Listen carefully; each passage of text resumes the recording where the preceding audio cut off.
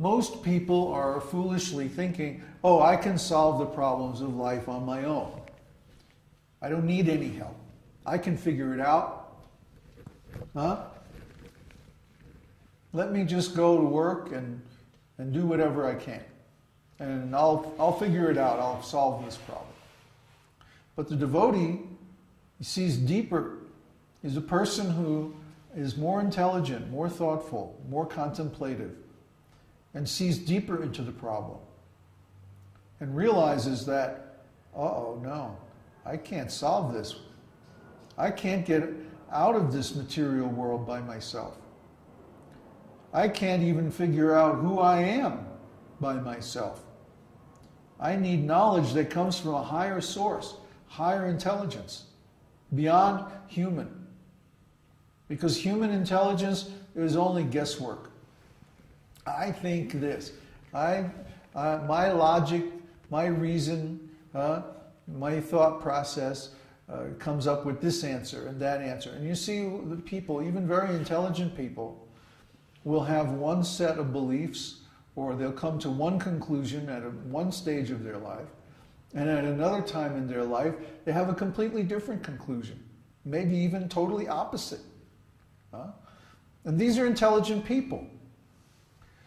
But because human intelligence is mostly guesswork, well, we'll get together some facts and some ideas, and then we'll see what other people think about this, and then we'll talk it over, and we'll come up with some kind of an idea. It's basically guesswork or speculation.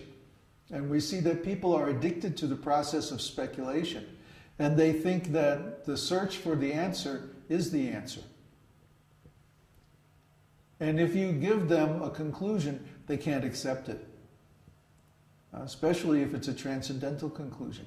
So in preaching or teaching or sharing this knowledge with others, you have to make sure that they're ready to hear. You have to, in other words, talk with them, question them, and make sure that they have a question that requires this knowledge to answer it. If they think, oh, I already have the knowledge, I can answer this question by myself, then you can preach to them all day and never get anywhere. Because they're not listening. They have no need. I knew at a very young age that not only I didn't have the answer, but the people around me didn't have it either. And my attitude, I guess they didn't like me very much because my attitude was, well, you don't know. You don't have the answer. You're suffering too. But why are you trying to tell me what I should do or what I should think? Because you don't know anything. I don't know anything either, but at least I know that I don't know.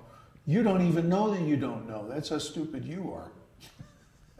I guess I had a bad attitude.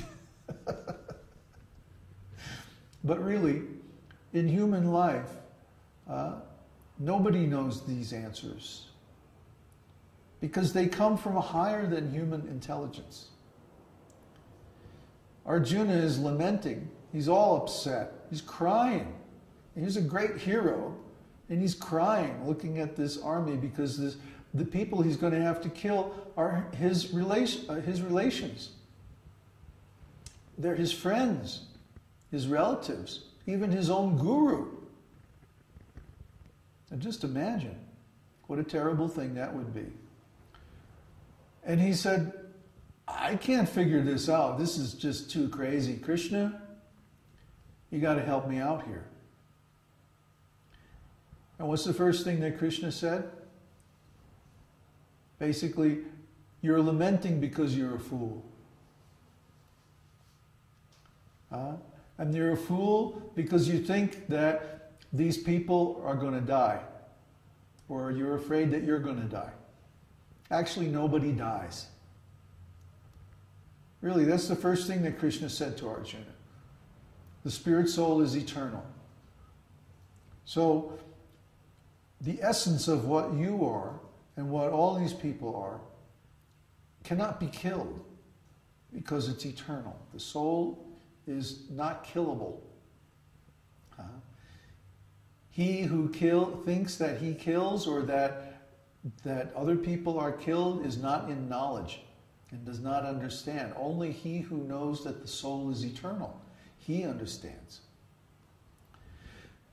So that's the first thing that Krishna says to Arjuna. And that should be the first thing that we consider when we're facing any problem. But most people don't even know that they are a spirit soul. They think that they are the body. But until they understand that they are a soul, not that they have a soul. Some people say, like, my soul. Well, wait a minute. What about... That's not right, because then that's from the point of view of the body. Rather, we should say, I, soul. I, the soul, experience this and do that and so on. I am the soul. And this body is simply a temporary growth on the spirit soul, or from the spirit soul. It's like a vehicle. It's like a car that we get in and out. Now, until a person understands this, there's no way they can understand God. Until a person understands the soul, there's no way they can understand God, because God is the same quality as the spirit soul. Subjective, consciousness, transcendental. So if they don't understand the spirit soul, they're going to misunderstand God. They think that God is some idea that they have. So I can have an opinion about God and you can have a different opinion about God, and it's all the same. No, it's not all the same. There's right and wrong ideas about God, but we have to get those ideas from God himself. We can't speculate. We can't imagine what God is like. We have to get the information about God from God himself. That's where all the Western scriptures are limited. That's where they all fail. Because they give some idea of God that comes from human beings. They don't let God himself explain himself. And that's why the esoteric teaching is so important. That's why Bhagavad Gita is so powerful. Because Bhagavad Gita is God explaining himself. And when he explains himself, it's very easy to understand. The problem is that people are addicted to this process of speculation. That's the main problem. When you try to teach or share this knowledge with other people, they are accepting one kind of process of getting knowledge, and we are accepting a completely different process. Most people think that through logic, somehow or other, they can speculate or they can guess the right answer. But no, it's not possible. I've met people in my life and in my teaching who were very close to guessing the answers. In some cases, they had even actually guessed by speculation the answers to the nature of God and the process of devotional service and like that. But then they gave it up. Well, why did they give it up? Because they kept speculating and they changed their opinion. There was no way for them to tell that they had arrived at the right answer. It's very strange to see it. You'll be talking with somebody and they'll say, oh yeah, well I figured that out years ago. Well then why aren't you a devotee? Oh, because now I have a better idea. They kept speculating and they kept changing their opinion. They didn't know that what they were thinking was right because nobody was there to tell them. Krishna wasn't there. They didn't have access to Bhagavad Gita. So Bhagavad Gita and the other scriptures are so important because they give us God's idea of himself. And after all, he knows himself better than anybody else. So when we hear from God, then we get the real truth. And then we also have a confirmation of our own explorations of the truth.